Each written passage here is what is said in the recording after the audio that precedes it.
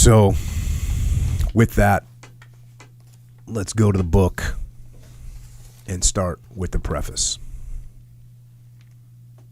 Once again, this book is called Company Commander by Charles B. MacDonald, written in 1947. Here we go. The characters in this story are not pretty characters. They are not even heroic if lack of fear is a requisite for heroism. They are cold, dirty, rough, frightened, miserable characters.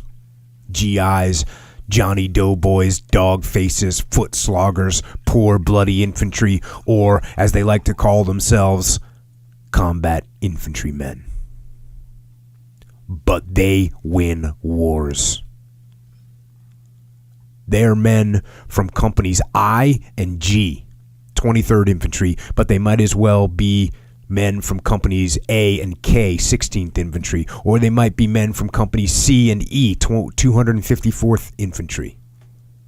For their stories are relatively the same. Some may have fought the Germans longer than others, or some may have fought the Germans less.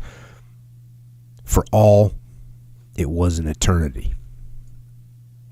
The characters in my story are not fictional, and any similarity between them and persons living or dead is intentional. And some of them are dead.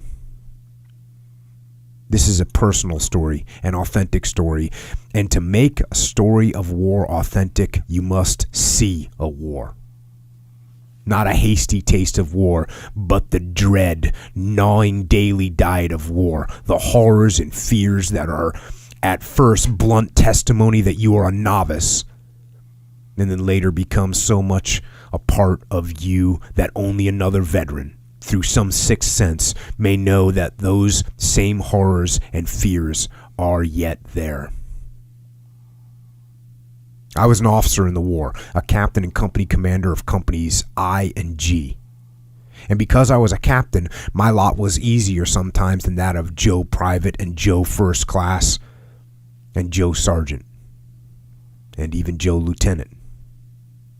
But when my lot was easier physically, it might be harder mentally because I knew Joe Private and Joe Private First Class and Joe Sergeant and Joe Lieutenant, and I could not suppress my love and admiration for them. But physical suffering can be worse sometimes, and when the GI's lot was harder than mine, I shall try and tell you that, because I am not the hero of my story. The heroes are the men from companies I and G, the lead scouts, the riflemen, the machine gunners, the messengers, and the mortarmen.